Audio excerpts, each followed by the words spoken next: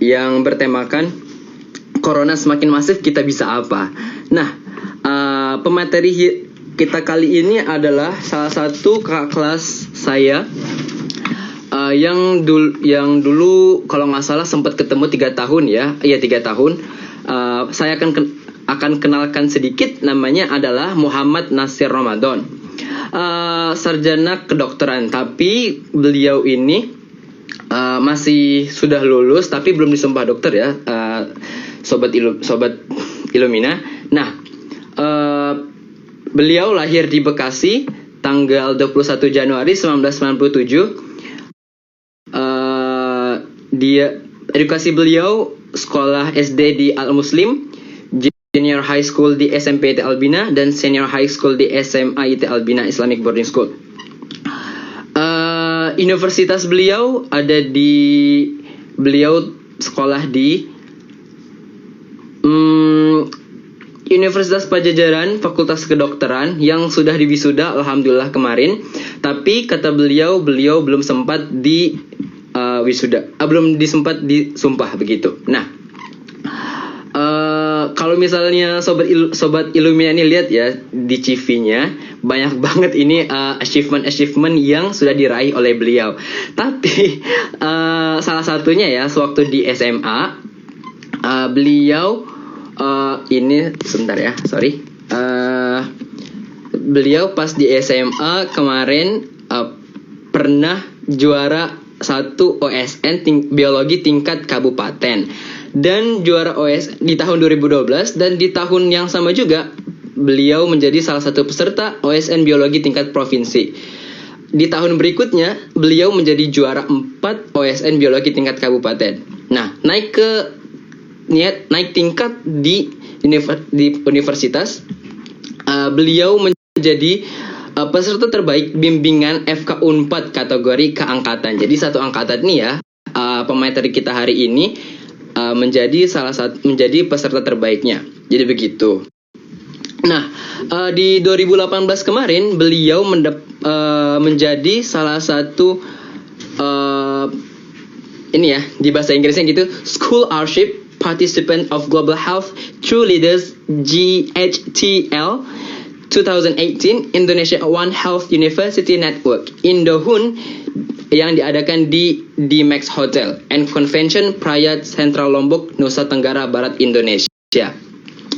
Nah, jadi pemateri kita hari ini, beliau adalah salah satu dari santri Albina angkatan 5. Untuk sobat Illumina yang baru datang, nama ini adalah Muhammad Nasir Ramadan ya. Kita lihat dulu sudah datang belum ya? Oh, belum nih. Belum datang nih pemateri kita hari ini. Jadi kita ngobrol-ngobrol dulu aja ya, sobat Illumina. Jadi insya Allah kali ini kita ada waktu 50 menit untuk live Instagram. Jadi kita akan memaksimalkan kesempatan yang sangat langka inilah ya. Terus jangan lupa nih, di akhir section kita akan mengadakan sesi tanya jawab. Jadi kalau misalnya sobat Illumina ada pertanyaan yang ingin diutarakan langsung pastinya ke narasumber kita kali ini ya, bukan ke Haki ya, akan dipilih secara acak dengan cara langsung menanyakan di comment section. Jangan lupa ya.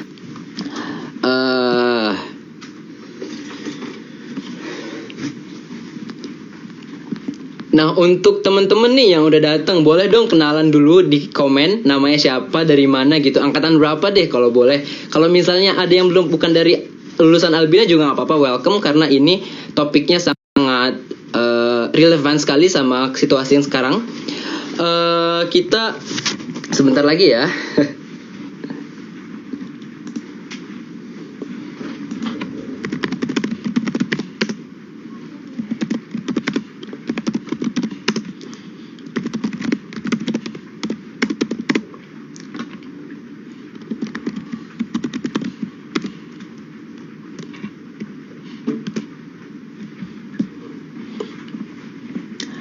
Halo, nah Sekarang aku mau sapa-sapa dulu deh. Ini ada siapa aja ya? Ada Darren Omarel nih. Kalau misalnya teman-teman tahu nih ya, Darren Omarel itu temannya satu angkatan sama Haki dulu di SMA. Dia anaknya emang gimana? Anaknya begitulah ya. Insya Allah ini. Insya Allah banyak manfaatnya bisa didapatkan dari Aki Darren Omarel ini.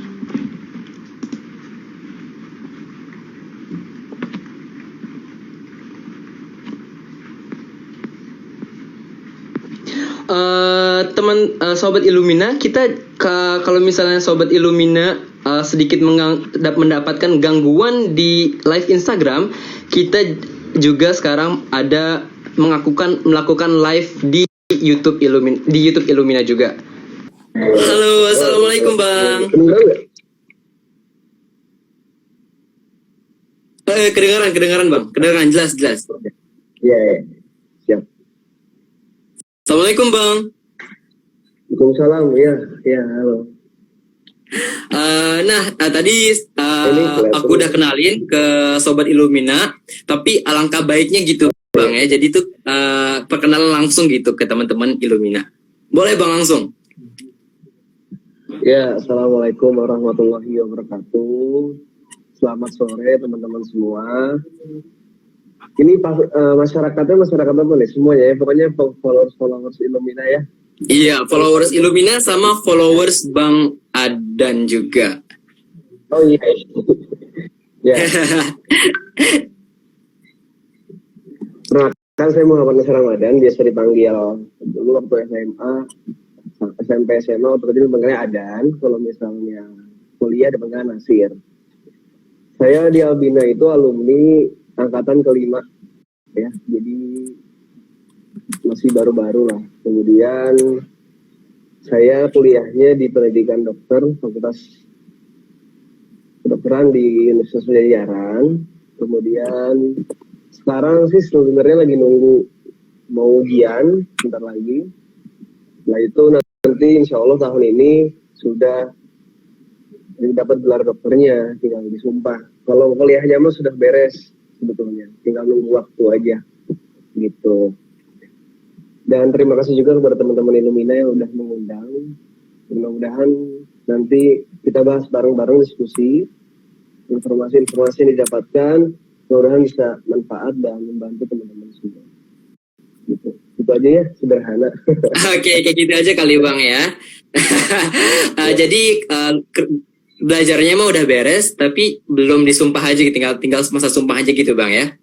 Iya, ujian sumpah nanti. Ya. Oke, nih Bang, kita waktu kita tuh sedikit Bang ya. Jadi mungkin perkenalannya jadi kita udahin segini aja. Kalau kita masuk ke topik langsung gimana Bang? Nggak apa-apa kali ya? Boleh. Iya. Oke.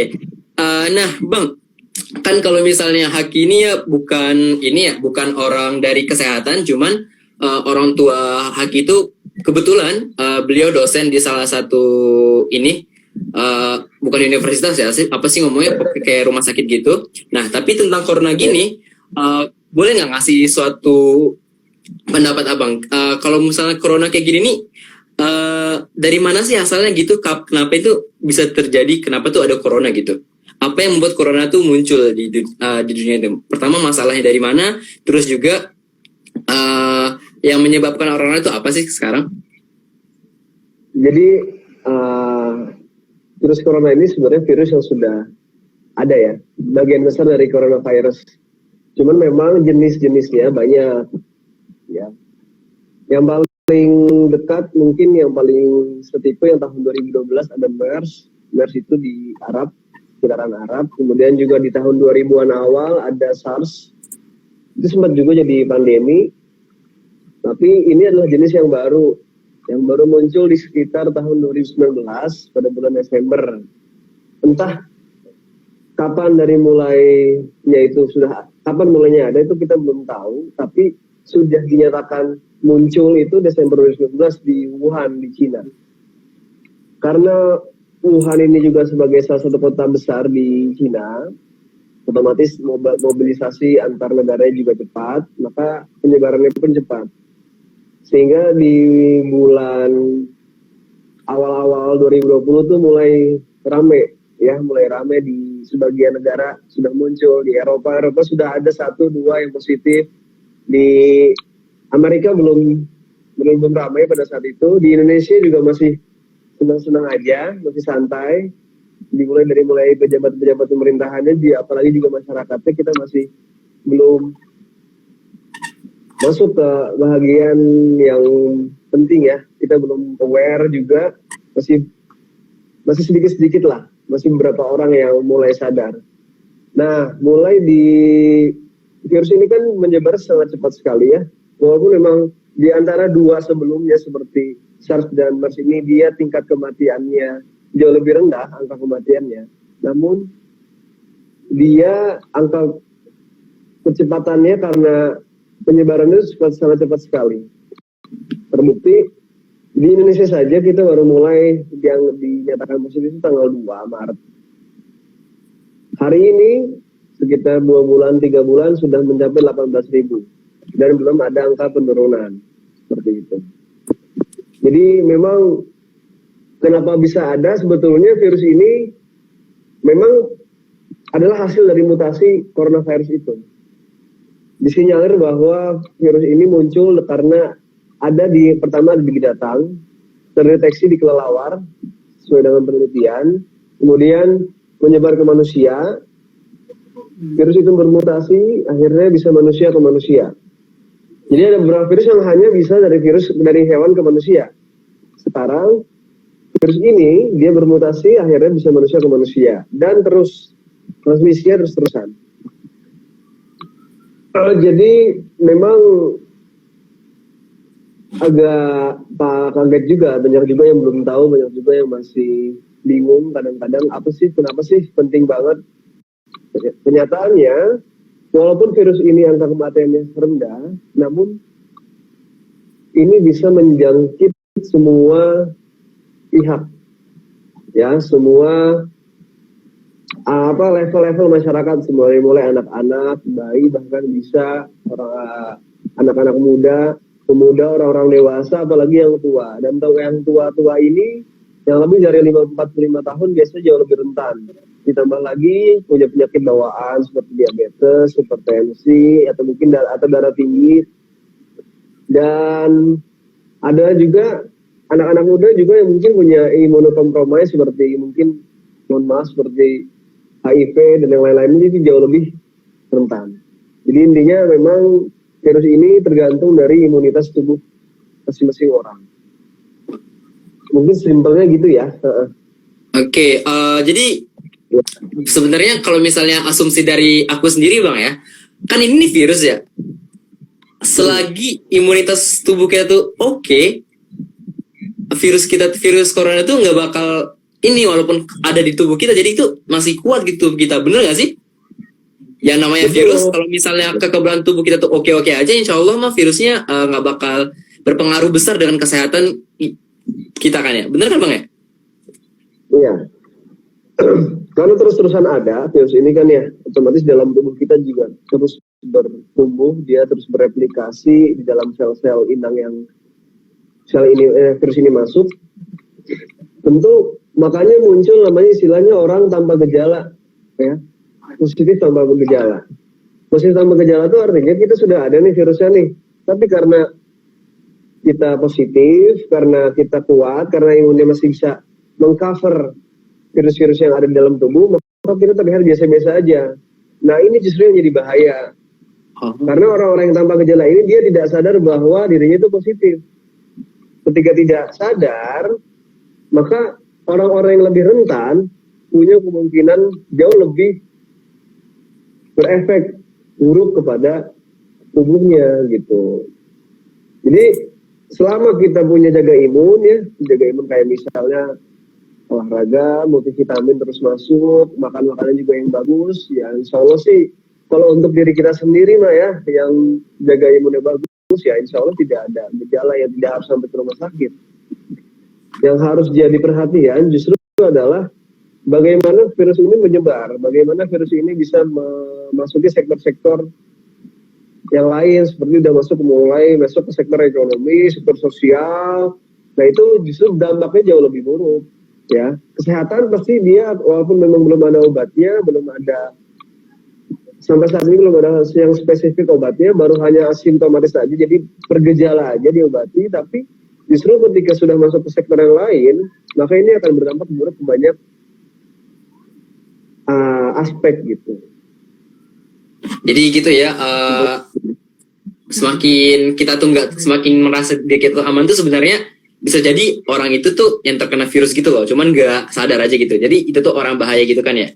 Nah, Bang, kalau menurut Abang nih gimana ya? Kalau misalnya rapid test dilakukan di Indonesia gini, itu tuh kredibilitas itu tuh berapa persen sih? Itu tuh bisa percaya gitu dengan hasil rapid test itu? Apakah kayak kemarin nih kalau misalnya teman aku yang dari Jepang kemarin bisa pulang ke Indonesia, dilakukan rapid test, dia nggak kena. Cuman tiba-tiba pas pulang, tiba-tiba badan tuh panas gitu, panas ketika kayak memunculkan ini gejala-gejala corona. Nah, menurut Abang gimana kredibilitas dari rapid test itu bisa dipercayai apa enggak sih? Oke, jadi simpelnya ya, sederhananya memang ada pembagian jenis dari penularan virus ini untuk orang-orangnya. Pertama, orang yang tanpa gejala, kemudian orang dalam pemantauan, kemudian ada pasien dalam pemantauan, kemudian setelah itu orang yang mungkin sudah masuk ke level yang sudah ada gangguan pernafasan akut sampai bahkan sudah ada shock. Ya, jadi fokusnya ketiga ini aja, orang tanpa gejala, orang dalam pemantauan, pasien dalam pemantauan.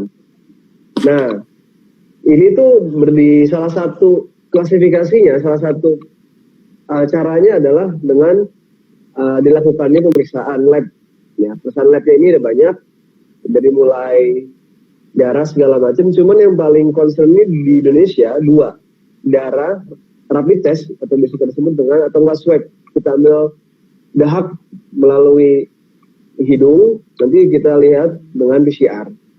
Nah, sempat kan ada berita yang heboh, kita beli berapa banyak rapid test.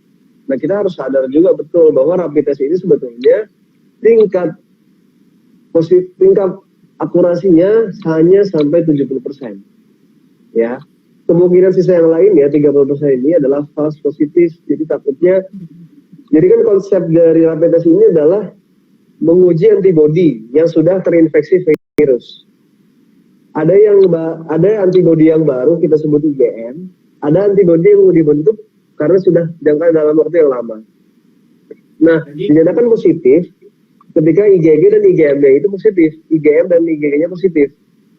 Itu baru. Nah, cuman coronavirus ini kan jenisnya banyak, ya. Antibodi yang dilihat dari rapid test ini tidak spesifik untuk COVID-19. Jadi bisa jadi COVID yang lain. Maka tingkat sensitivitasnya hanya sampai ke level 70%. Belum bisa dipastikan fix banget kalau misalnya ini dia positif corona atau mungkin positif COVID. Nah, yang bagusnya, yang terkonfirmasinya adalah menggunakan swab, perusahaan swab, yaitu kita lihat dengan PCR ini dengan sequence, diambil bagian dari virusnya, kita lihat ada atau tidak. Nah, itu baru bisa dinyatakan positif, gitu. Itu jadi gitu ya, bedanya dari rapid test sama swab gitu Bang ya. Nah, kalau misalnya gimana Bang? Silakan. Kalau swabnya ini dia jauh lebih besar, bahkan bisa sampai ke level 100% kalau misalnya untuk yang jangan 100 lah, 90% bisa terkonfirmasi positif kalau dengan swab. Iya, betul ya. Oke Bang. Oke. Nah, kemarin nih Bang ya, aku lihat di berita, kan pemerintah tuh udah mengeluarkan satu larangan untuk nggak boleh mudik. Nah, kalau kita lihat kemarin beberapa hari yang lalu itu di bandara itu ramenya Masya Allah minta ampun, banyak banget tuh Bang ya. Nah, kalau itu menurut Abang tuh gimana itu? Saya ini bingung ya sebetulnya ya. Apakah memang masyarakatnya yang belum paham atau memang masih fase denial gitu, masih belum percaya apakah virus ini ada atau tidak. Padahal jumlah kematian terus bertambah, angka tren penurunan belum ada. Bahkan sekarang kita kenaikannya terus drastis. Sekarang minggu lalu mungkin masih 10 ribuan ya. Sekarang udah mulai angka ke 18 ribu. Kita nggak sadar, orang-orang mungkin rakyat masyarakat juga belum tahu, belum ada yang terdampak kali ya secara real. Jadi harus nunggu amit-amit ada yang harus sampai ke rumah sakit dulu, di ventilator dulu, baru mulai sadar, oh ini ada virusnya. Kalau ditanya bagaimana kondisi yang sekarang, justru sekarang makin ramai orang yang di Bekasi aja, di daerah rumah saya sudah banyak tuh yang ke pasar. Di jalan-jalan mulai masker doang pakai, tapi tetap jaraknya nggak dijarak gitu. Nggak sampai 1 meter tuh, jalan lampu merah masih ramai. Di Bogor, banyak berita-berita di viral di media sosial, mulai banyak lagi, mulai ramai lagi. Tanah Abang, mulai ada banyak yang belanja, apalagi sekarang mau lebaran, pasti banyak tuh yang butuh-butuh baju lebaran. Kayak mulai terlihat santai, tapi ya kayaknya lebih ke denial sih ya, karena belum bisa nerima kondisi yang ada gitu.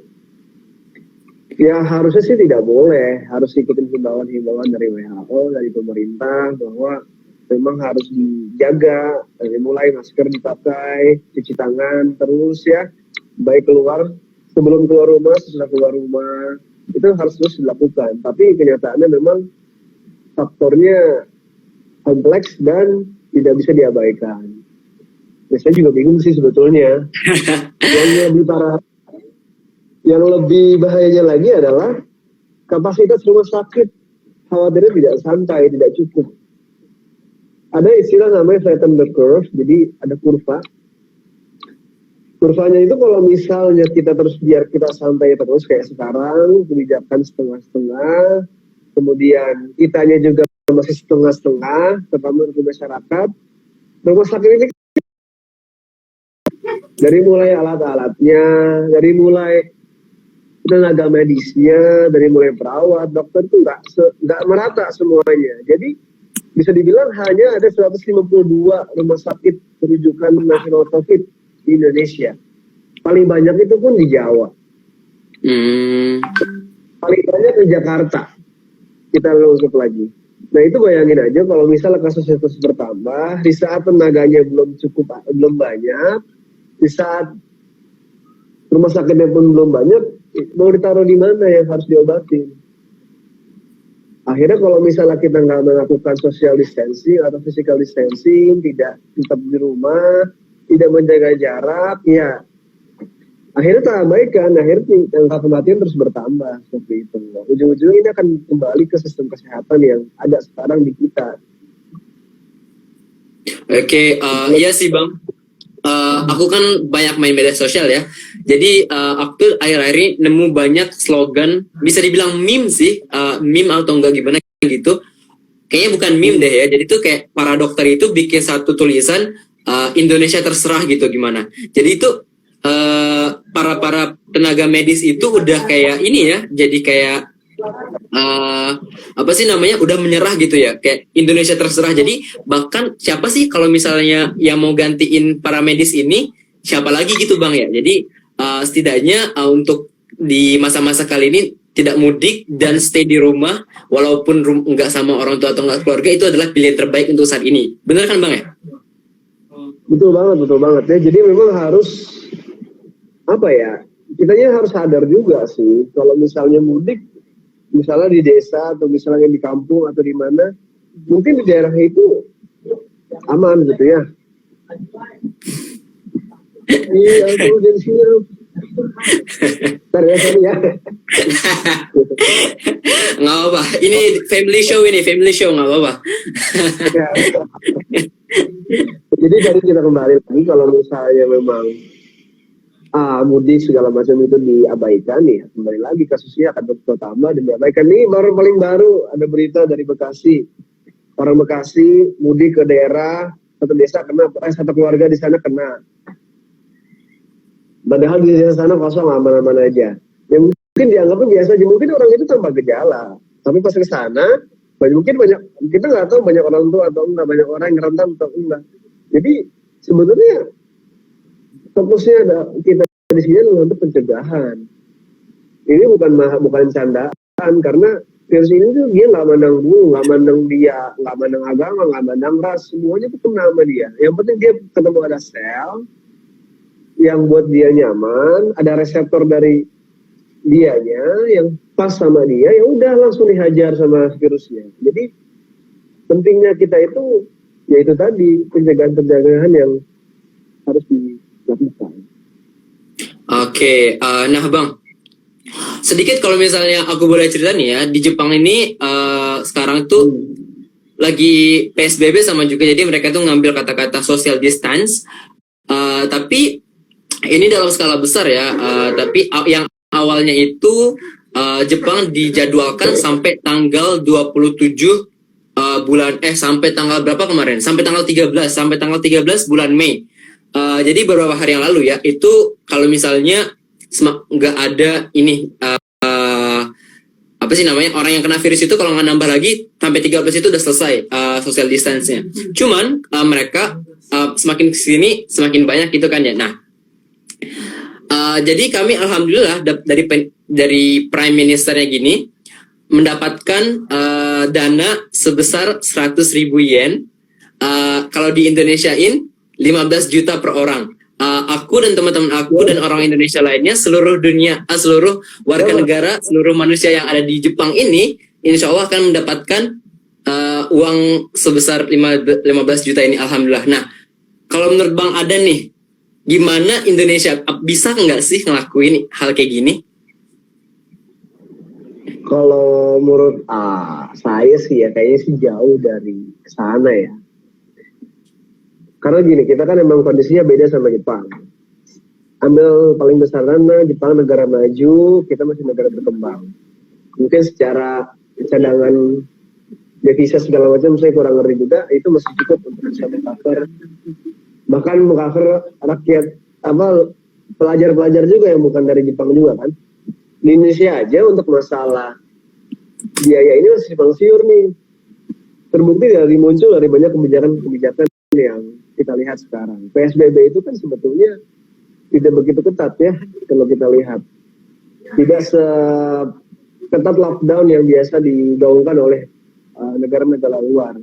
Di Italia misalnya, yang paling kita ambil contoh di Italia, itu kan dia murni lockdown. Jadi nggak boleh kemana-mana. Aparat datang, aparat polisian segala macam, dia berjaga segala macam, dan tidak boleh sama sekali keluar. Kecuali hanya untuk belanja segala macam. Cuman kalau Indonesia ini kan mungkin sekalian kultur kita juga terlalu baik atau gimana ya, masih banyak selain masih rakyat yang nakal, aparatnya juga masih melakukan sesuai hanya sekedarnya saja. Jadi memang seperti sama saja, mungkin lebih terlihat lebih sepi, tapi aktivitasnya masih sama gitu. Terkait masalah apakah mampu Indonesia melakukan hal yang sama seperti Jepang, beda. Saya nggak bisa jamin untuk masalah biaya. Sekarang kita aja, kalau saya baca, tingkat pertumbuhan ekonominya hanya sampai 2% aja maksimal.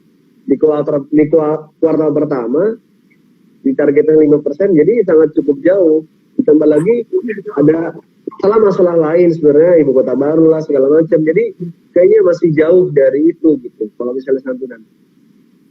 Buktinya ya terdampak orang-orang yang paling sederhana itu prakerja itu yang paling dilakukan prakerja ya, tapi saya juga belum yakin tuh dengan prakerja apakah efektif tidak. Kan banyak ramainya juga tuh, banyak konfliknya juga tuh. Jadi iya benar.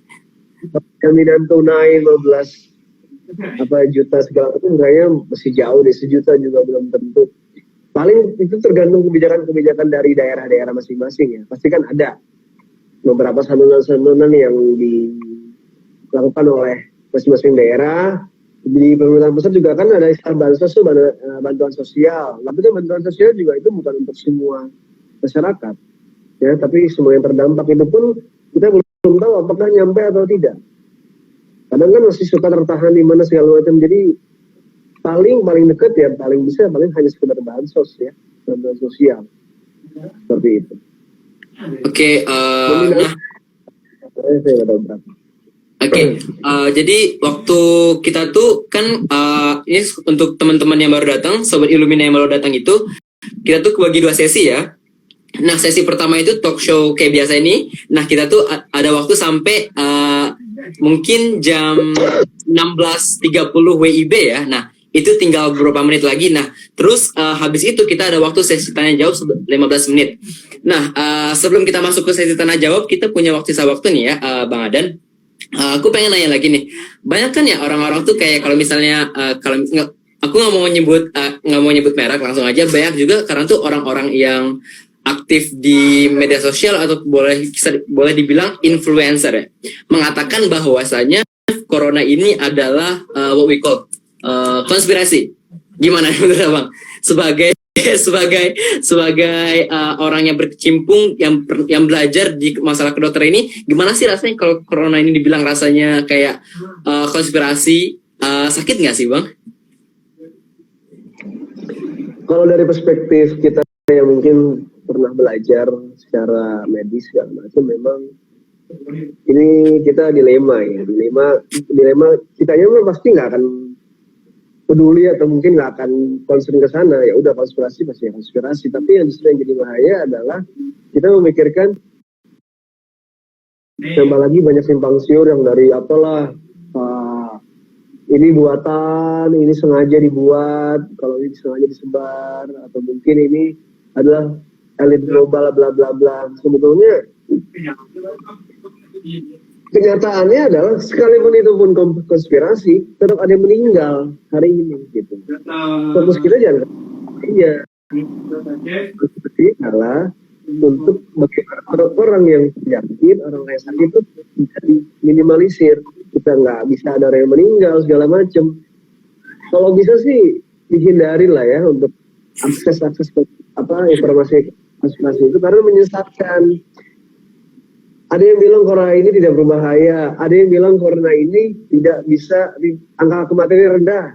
Betul, tapi bukan berarti jadi alasan kita untuk abai dengan virus ini gitu loh. Kita tetap keluar segala macam, tetap himbauan-himbauan yang ada WHO, ada yang dari pemerintah, dari daerah-daerah yang sudah melakukan PSBB segala macam. Jadi lebih baik sih fokus kepada yang real di depan apa. Ini ada loh, mungkin ada keluarga-keluarga dari kita yang sudah terjangkit, sudah ada yang meninggal, masih percaya dengan konspirasi, masih mau, oke, at least kalau misalnya ada kapital, ada istilah-istilah kayak gitu ya, tapi itu bukan yang penting, belum penting sekarang, itu bukan urgent sekarang. Jadi jangan jadi alasan kita untuk abai dengan virus yang ada, kondisi pandemi sekarang gitu. Jadinya kita jadi salah prioritas jadinya. Akhirnya makin banyak orang yang terabaikan, makin banyak orang yang terhipnotis dengan info-info yang sebetulnya belum bisa dibuktikan. Gitu. Lebih baik dihindari lah untuk sekarang, untuk kondisi sekarang dihindari lah. Tapi misalnya untuk emang ada beberapa orang yang suka dengan konspirasi, boleh silahkan, tapi disimpan sendiri, jangan disebar-sebar. Silahkan aja menikmati itu, tapi jangan disebar ke orang-orang. Karena efeknya real, ada di depan, ada yang meninggal, ada yang bertambah jumlah kasusnya. Siapa yang mau tanggung jawab? Nyalahin negara lagi? Ya silahkan aja gitu kan, tapi masih sederhana itu. Kalau menurut aku gini Bang ya, oke lah kalau misalnya kalian mau nganggap corona ini sebagai konspirasi, cuman please dong jangan di kemana-manain pikiran kayak gitu, cukup di diri kalian aja gitu. Jadi kayak gimana, ini udah banyak loh yang meninggal, kalian masih nggak percaya kalau ini konspirasi untuk segala macem. Oke, boleh lah kalau misalnya konspirasi, cuman at least sedikitnya tolong kasih belas kasihan untuk orang-orang yang telah menjadikan dirinya itu sebagai garda awal, garda paling pertama, kayak di rumah sakit atau abang-abang JNE atau yang lainnya deh, kerja di luar. Jadi kayak kita tuh harusnya bersyukur banget lah udah kita tuh dikasih kesempatan untuk di rumah, tinggal di rumah, dan mereka itu udah memberikan diri mereka itu sebagai garda awal. Jadi kayak gimana ya, orang tuh bela-belain banget loh buat kitanya tuh nggak menghargain gitu, gimana gitu, sakit banget rasanya. Walaupun aku cuman di rumah tuh cuman ya kadang kuliah online, ya buka YouTube segala macem lah. Kalau Ramadan baca Quran ya, Masya Allah. Oke, nah Bang Adan ada 7 menit lagi nih. Ada nggak yang mau dibilangin gitu ke teman-teman sekalian sebelum kita masuk ke sesi kedua? Simpelnya sederhananya ya, lagi-lagi memang yang harus kita lakukan ada satu, yang pertama kita harus tahu itu COVID itu apa, bagaimana penyebarannya, efeknya apa, gejalanya apa. Yang simpel aja, nggak perlu sampai dalam-dalam, nggak perlu sampai proses virus itu terbentuknya seperti apa, nggak perlu.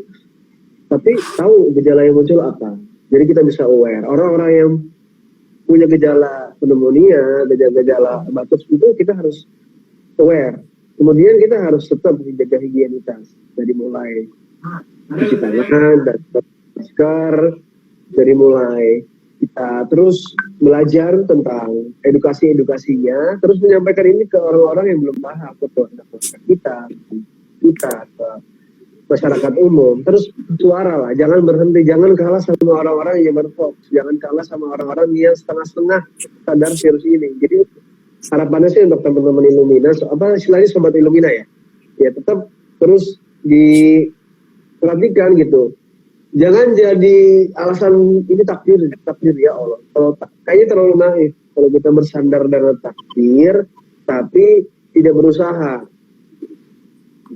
Kita juga mungkin bingung juga kali ya, gimana bisa selesai, tapi ya nggak akan beres kalau kita jadi terus, kalau kita setengah-setengah. Jadi tetap harus tahu, knowledge-nya harus bertambah tentang COVID. Kemudian kita juga harus lakukan pencegahan terus-terusan, edukasi terus-terusan kepada keluarga, jaga imunitas tubuh supaya tetap stay fit ya.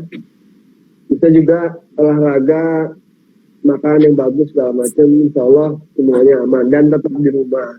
Untuk yang harus kerja di luar, silahkan kerja tapi menggunakan protokol-protokol yang sudah disesuaikan.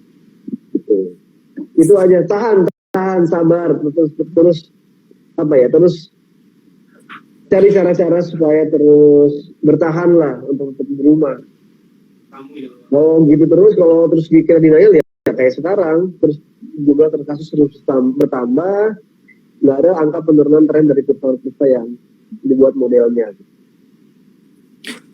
Oke, jazakallah Bang Adan, makasih ya. Walaupun kita cepet 5 menit ya untuk masuk ke sesi pertanyaan, kita masuk ke sesi pertanyaan, boleh kan ya? Boleh, kita diskusi aja santai ya. Oke. Awal itu udah asik gitu, jadi this is family show. Bang, ini masuk dari pertanyaan nih dari Ustadz kita nih ya, Ustadz Agung Wahyu, beliau terkenal banget. Tapi beliau nggak ada di Instagram ini, beliau kita melontarkan pertanyaannya lewat YouTube. Kan tadi Bang Adan tuh mention di awal sedikit kalau misalnya ini kita tuh belum ada apa namanya ya, bukan ada obat, belum ada obat untuk menyembuhkan corona ini. Nah, ini Ustadz Agung ini hafizahullah, beliau ini masih pertanyaan, ada beberapa penemuan ramuan herbal yang katanya bisa menyembuhkan COVID-19. Bagaimana menurut antum? Silakan Bang Adan. Antumnya untuk Bang Adan kali ya, bukan buat Haki. Oke, baik. Assalamualaikum Ustadz. Anda udah lama harap nih. Ya, saya coba jawab ya. Jadi memang banyak isu-isu yang muncul, obat ini, obat itu, herbal, segala macam. Bahkan dari DPR segala macam sudah mengeluarkan herbal segala macam. Cuman pada dasarnya ini itu adalah bentuk dari bagaimana kita menjaga tubuh, bukan menghilangkan virus coronanya. Herbal atau mungkin multivitamin, tidak ada yang berefek secara spesifik ke dalam virus tersebut. Jadi tidak ada sama sekali obat yang murni menghilangkan virus itu, tidak ada. Yang ada kita meningkatkan imun kita. Jadi sel-sel darah putih kita itulah yang kemudian yang menyerang virus itu. Tapi lagi-lagi kecepatan virus itu bertumbuh dengan meningkatnya imun kita, sistem pertahanan tubuh kita itu berbeda. Lebih jauh lebih cepat virus itu bertambah ketimbang proses imun ini bekerja. Maka ada beberapa cara ya, seperti minum herbal, minum obat, tapi herbalnya pun sebetulnya harus diperhatikan juga. Karena banyak herbal juga hanya sekedar menambah imun aja, jadi tidak ada yang spesifik lah. Saya tidak bisa menjamin banyak apakah sudah ditemukan bahwa itu hanya, menurut saya itu hanya claiming, hanya pengakuan dari pihak-pihak yang mungkin percaya dengan itu gitu loh. Tapi sebetulnya obatnya memang belum ada. Ini perlu dikasihkan, obatnya tidak ada, obatnya belum ada. Jadi mungkin sudah ada vaksin yang dibuat, yang sudah ada first trial, cuman, nah itu pun baru ada di pertengahan tahun depan. Jadi prosesnya perlu 1 tahun. Jadi kalau misalnya pun kita mau lihat kapan ini berakhir, tidak akan cepat. Saya yakin tidak akan cepat, ya. Mungkin berturun iya, tapi hilang tidak. Bahkan akan ada muncul gelombang-gelombang selanjutnya. Di Korea sekarang sudah ada gelombang kedua, makin kewalahan. Kita masih gelombang pertama, tapi sudah mau berhenti, sudah mulai relaksasi. Jadi masih simpang-siur lah. Dan terkait jawaban tadi, saya tidak bisa menjamin herbal itu bisa menghilangkan virus itu. Tidak ada, karena tidak ada buktinya secara evidence based, secara ilmuwan tidak ada obat yang bisa menyembuhkan coronavirus, menghilangkan coronavirus seperti itu. Jadi insya Allah semoga terjawab ya Ustaz Agung jawabannya. Pertanyaan tadi belum ada obat yang bisa 100% menghilangkan corona. Sebaliknya, kita bisa meningkatkan imunitas tubuh kita, daya imunitas tubuh kita. Bener gak sih, Bang? Susah banget bahasanya ya. Nah, oke, pertanyaan kedua gini ya. Kan dulu pasti tahu lah ya seberapa sukanya tuh anak Albina suka bola. Kalau misalnya ditanya nih sama anak SMP mau SMA kemana, mau Albina, kenapa? Gara-gara SHL bola kan ya.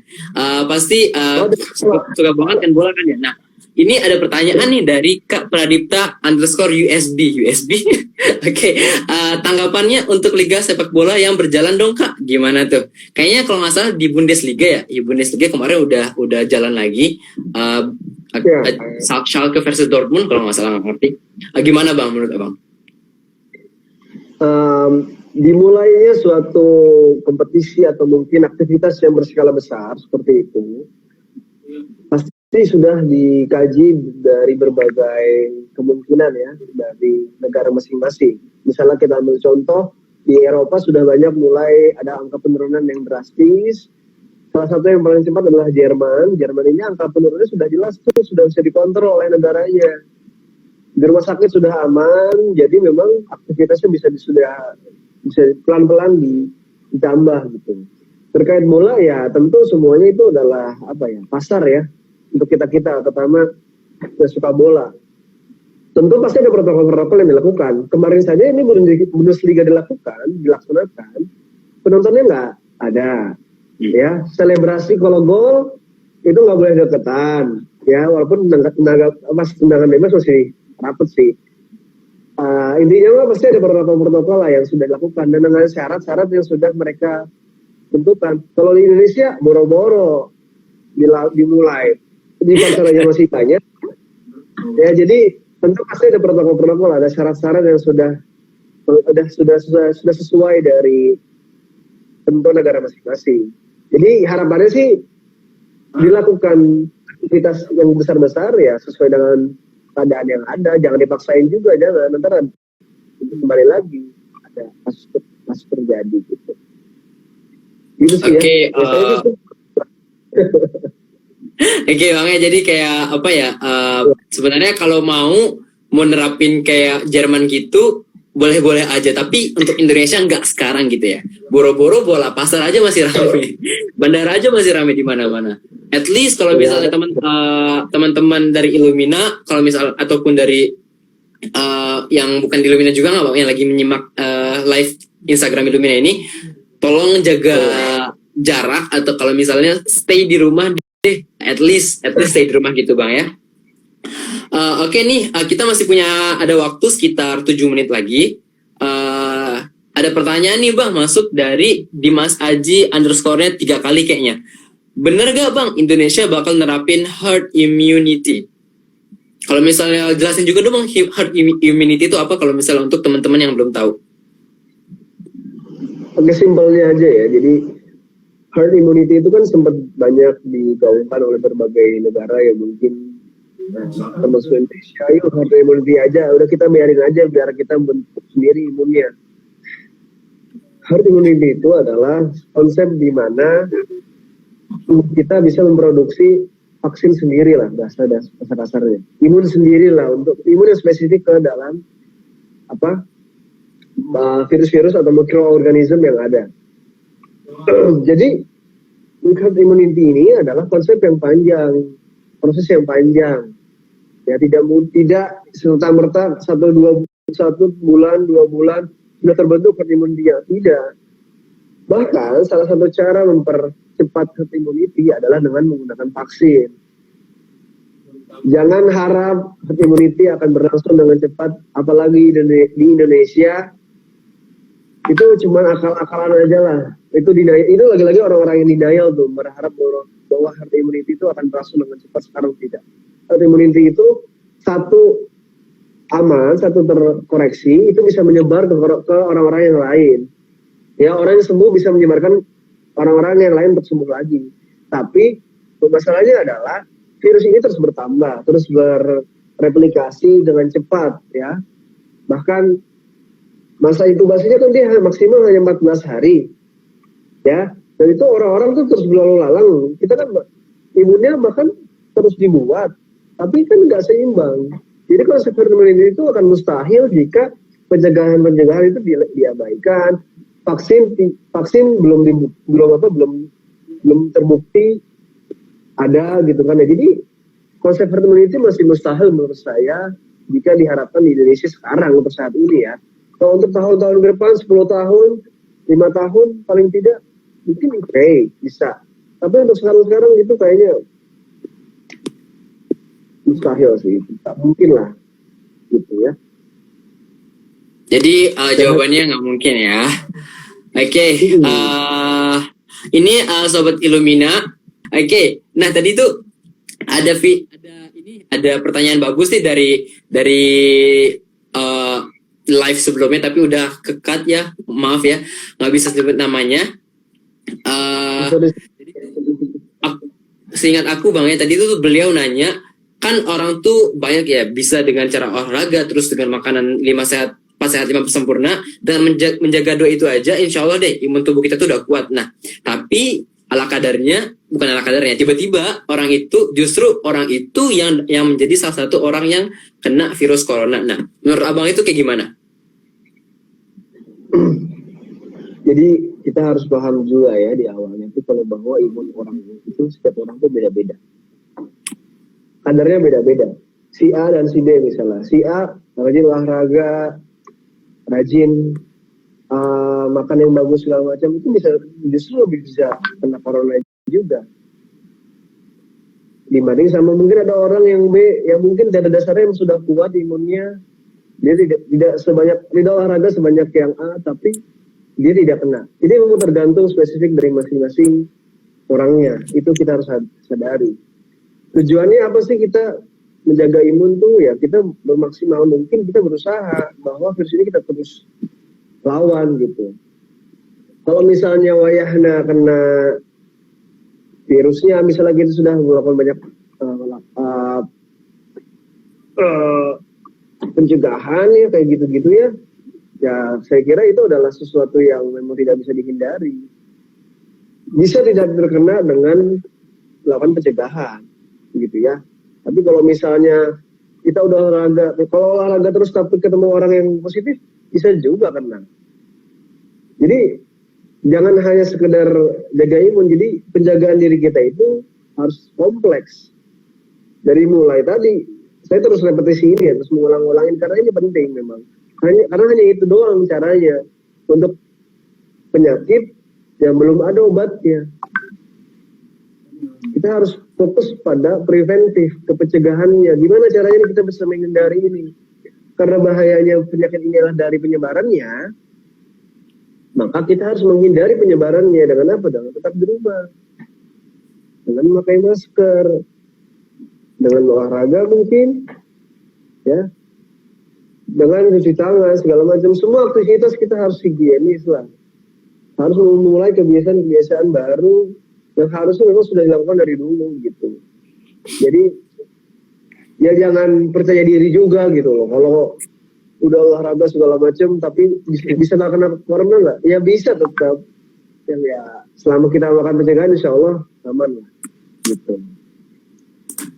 Oke Bang, makasih Bang ya. Jadi jangan terlalu percaya diri, corona di mana-mana, dan corona itu nggak kenal siapa tadi ya, nggak kenal agama, nggak kenal apa jenis kelamin, nggak kenal ras, pokoknya mereka tuh bakal menghantam siapa aja gitu bahasanya ya.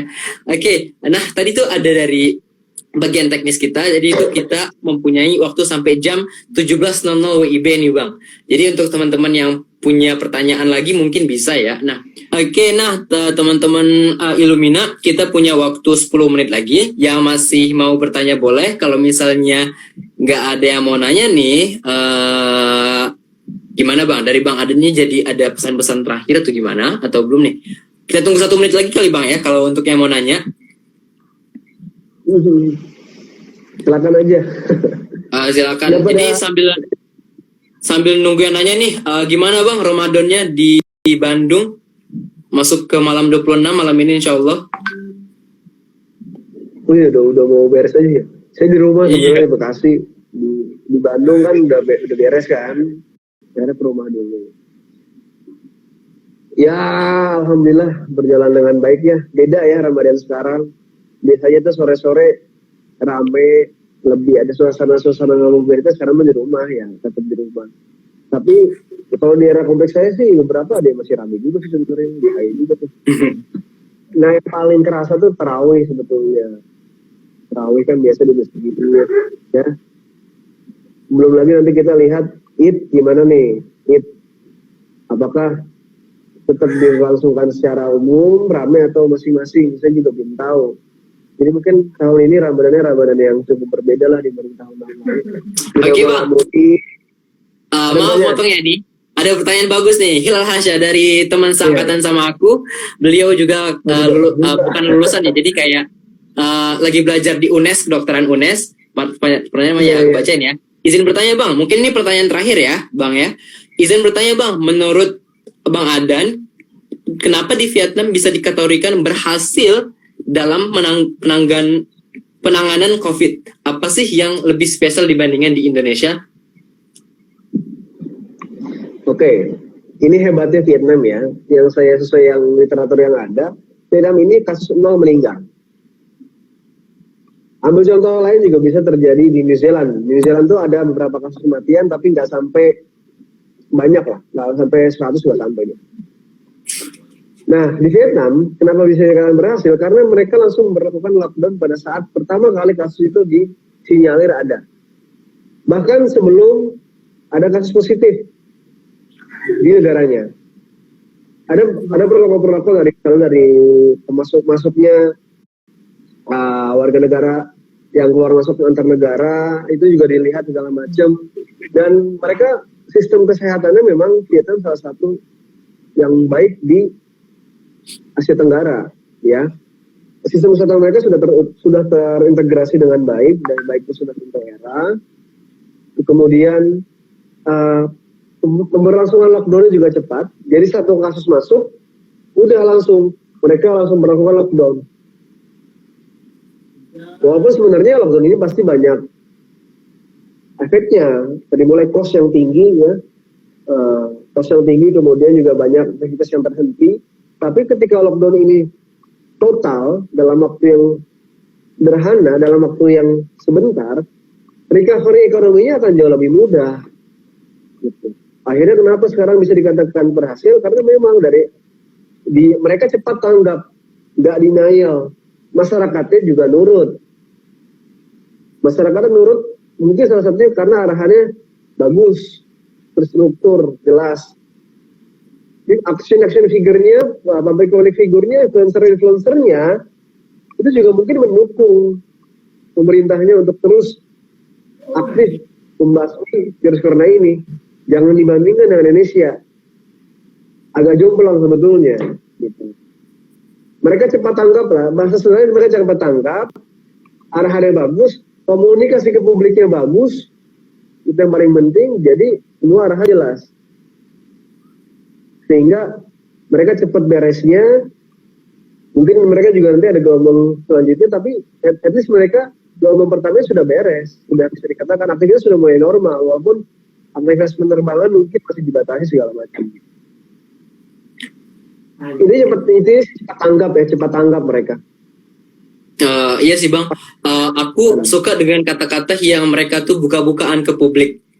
Nah, kalau kita lihat di Indonesia bang ya, dari awal itu kalau nggak salah bagian pokoknya itu bagian kedokteran dari UI udah ngasih tahu ke ini kemana ke Pak Menteri gitu, kalau misalnya ini kita tuh udah kemasukan corona loh. Cuman Bapak Menteri ini mengatakan enggak kok, biasa aja, nggak ada apa-apa segala macam, nggak ngerti lah ya. Nah, itu yang paling mungkin harus pemerintah kita lakuin, buka-bukaan tentang keadaan Indonesia sekarang, melakukan public statement mungkin ya untuk dari Pak Presidennya atau menteri-menterinya segala macam gitu. Itu yang paling bisa dilakukan sekarang untuk meningkatkan untuk meningkatkan kepercayaan publik kepada pemerintah itu sendiri. Kalau menurut aku sih itu sih bang, soalnya kalau dilihat tuh dari awal tuh pemerintah Indonesia tuh kayak maaf ya, bukan untuk disclaimer doang, ini dari sisi penglihatan aku sendiri, kayak lenje gimana gitu, nggak percaya gimana gitu. Itu sih kalau menurut aku bang. Terus juga selain dengan Vietnam nih, kalau misalnya ini bang, gimana menurut abang New Zealand? Kan New Zealand kemarin Prime Ministernya itu buka-bukaan dari awal tuh pokoknya itu lockdown segala macam tuh, nggak ada aktivitas di luar, dan akhirnya New Zealand itu berakhir dengan corona menghilang dari negara mereka. Tetapi sisi baliknya di awal-awal pemerintah Prime Minister New Zealand ini tuh bilang kalau misalnya bakal lockdown, rakyatnya itu pada kayak apa-apaan sih lockdown? Gimana duit kita mau gimana gitu kan? Nah, mungkin kalau menurut aku pemerintah Indonesia tuh takut karena bidang ekonomi itu bakal runtuh gitu bang. Menurut abang gimana? Oke, ini menarik ya. Konteks ini kan sudah masuk ke sektor yang lain ya, ekonomi yang paling penting, yang paling disorot lah sama negara kita terutama. Jadi gini, ada dua hal yang pasti yang harus dilakukan oleh suatu negara atau komunitas bahkan ketika ketemu endemi atau mungkin pandemi. Dalam hal ini kan pandemi. Pertama, transparansi publik ini tuh harus selalu dilakukan. Itu udah rumus penting lah, rumus utama lah. Kalau pandemi itu ada atau enggak. Tujuannya apa ya? Untuk memastikan bahwa ini loh kenyataan yang terjadi kepada kita. Mau kasusnya banyak ya nggak apa-apa banyak, tapi kita tahu ini benar.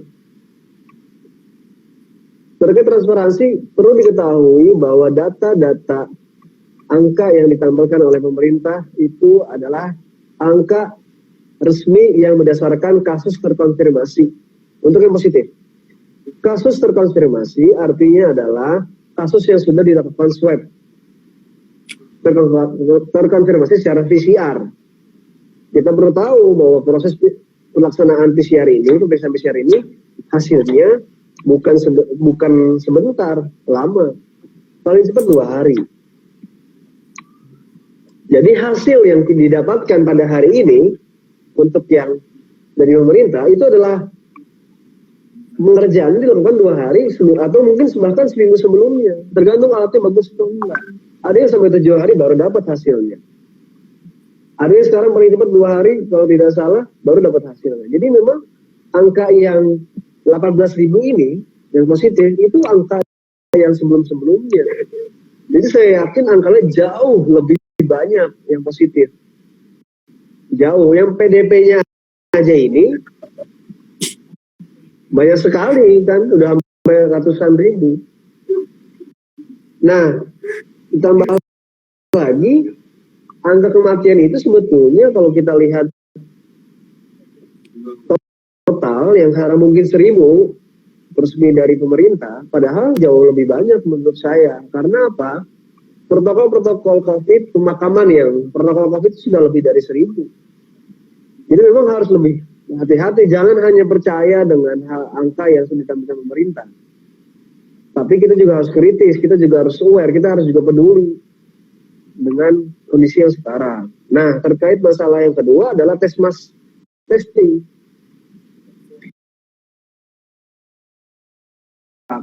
Kenapa kasus ini kita baru bertumbuh banyak nih akhir minggu ini? Minggu lalu mungkin masih 10 ribuan. Sekarang udah 18 ribu. Karena mungkin tesnya sudah banyak. Itu memang sudah banyak dari dulu. Baru dibilang positif karena memang baru terlambat tes masifnya gitu. Kalau misalnya tes masif ini sudah dilakukan dari dulu, saya yakin kasusnya bisa jauh lebih terkontrol dibanding hari ini. Gitu. Sekarang sih masih kalau belajar masih setengah-setengah. Tapi ya itulah dua hal itu. Itu terbukti loh, dua perlakuan ini sudah dilakukan oleh New Zealand. Vietnam juga melakukan ini. Korea tanpa lockdown tapi dia tes masif, dia bisa. Gitu. Jadi tergantung seberapa cepat kita bisa menangani kasus pandemi ini. Dan itu sangat bergantung sekali dengan keputusan-keputusan dari pemerintah, kebijakan-kebijakan dari pemerintah. Karena ini jujur saja, arahan instruksinya itu dia vertikal. Kita tuh masyarakat nih, bahkan tenaga medis cuma nunggu perintah aja. Kalau perintahnya belum secara terintegrasi ya, kitanya jadi agak sulit sebetulnya. Gitu. Cuma dua hal itu menurut saya yang pasti. Pasti ada cara-cara lain, cuma dua hal ini yang harus dilakukan. Gitu. Ekonomi ya pasti akan berdampak. Nah ini ada fakta juga. Negara yang sudah melakukan lockdown lebih cepat, dia akan mengakhiri pandemi lebih cepat. Otomatis aktivitas ekonomi akan jauh lebih baik ketimbang negara yang masih setengah-setengah. Negara yang lockdown semi lockdown tapi aktivitas masih banyak. Dia recovery ekonominya akan jauh lebih cepat oleh negara yang lockdownnya lebih duluan dan lebih jelas arahannya seperti apa. Itu sudah ada bukti analisisnya seperti itu. Oke Bang, mungkin kita sudah nyampe waktunya Bang ya. Aku Haki Angkatan 8 dari bagian dari Illumina mengucapkan sangat terima kasih kepada Bang Adan telah bersedia menyediakan waktunya untuk berbincang-bincang santai dengan ngabuburit lah sebelum kami buka. Atas waktunya terima kasih juga, dan juga untuk teman-teman Illumina yang udah bersedia untuk datang mendengarkan obrolan singkat kita yang insya Allah dapat pahala ya. Obrolan kita tuh bermanfaat insya Allah. Terus juga tadi tuh ada trouble di masalah sinyal, entah di akunya, kayaknya di aku ya. Terus juga tadi udah sedia untuk 2 kali masuk. Dan juga untuk Ustadz Albina yang telah katanya memandu obrolan kita berdua tadi Bang. Jadi aku makasih banget Bang ya untuk atas waktunya yang telah kami ambil sebentar untuk wawancarai Bang Adan gini. Mungkin aku stop live-nya di sini. Semoga amalan ibadah kita diterima semua di bulan Ramadan ini, terkhusus untuk teman-teman, untuk para pekerja atau para dokter atau enggak dokter selainnya deh, petugas kurir atau petugas segala, pokoknya orang-orang yang telah bersedia menjadikan diri mereka itu sebagai pahlawan di luar sana. Lebih khususnya untuk alumni Albina yang berkecimpung di bidang tersebut. Ada Dr. Irfan dari Angkatan 4, ada Dr. Eki dari Angkatan 4 juga. Dari Dr. Eki ini tadi beliau hari ini nggak bisa hadir karena beliau ada jadwal masuknya di rumah sakit tersebut. Dan juga ada dokter-dokter lainnya, ada perawat dari Angkatan 6, Bang Angga Ramadansyah kalau nggak salah namanya, iya. Beliau juga nggak berkesempatan hadir karena lagi di rumah sakit. Nah, begitu ya live Instagram